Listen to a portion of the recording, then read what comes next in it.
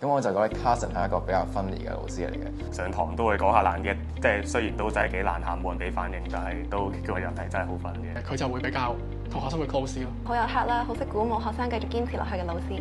DSE 嘅快樂來源。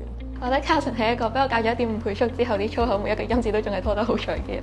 同埋印尼肥仔啦，印尼肥仔 sticker。用咗句話用 Carson 嘅話咧，我會覺得佢係真係史上最強 tutor。因為佢每一次上堂佢都會講一少少爛嘅咁樣，咁所以上個堂係永遠唔會悶嘅。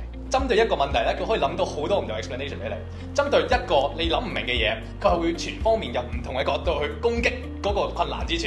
無論係 econ 方面啊，或者自己有啲咩人生上面嘅問題咧，都可以問佢，然後佢都會好詳盡咁樣解答我啦。